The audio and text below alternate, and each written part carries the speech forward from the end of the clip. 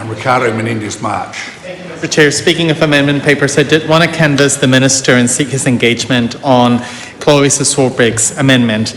Now, normally, I would hope the Minister would know which one I'm talking to because I assume Ministers do engage with amendments and read them, but I agree that the vibe I got from his first contribution is one where it doesn't fill me with confidence that the Minister has engaged with the amendments.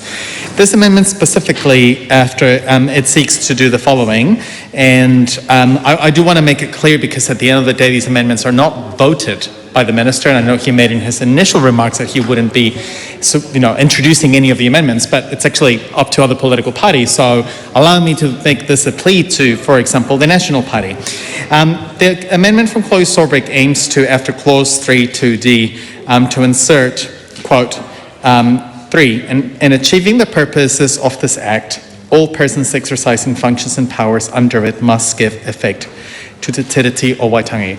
And the reason why I want to seek the engagement from the Minister in relationship to this amendment is because it's whether he thinks that such amendment would go contrary to, for example, issues of high quality, or for example, whether it would be contrary, like making sure that giving effect to Te Tiriti o Waitangi would be contrary to what the Minister is seeking to do in this bill.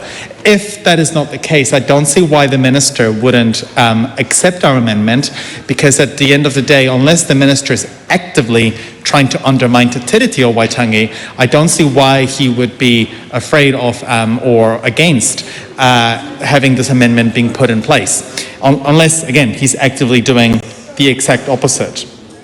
And, I also ask this because the Minister has talked about property rights, but in Te Tiriti in some ways also could be perceived to be about property rights in some way or another, but just not potentially the people that he may have been campaigning for.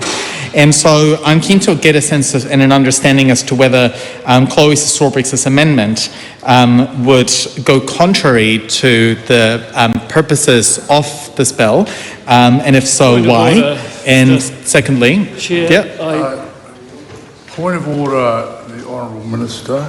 I hesitate to interrupt the member's speech, but what he appeared It'd be a good reason. What he appeared to just say is that I would not want property rights to apply to Māori. I find it's totally baseless and quite offensive. I think he should withdraw it.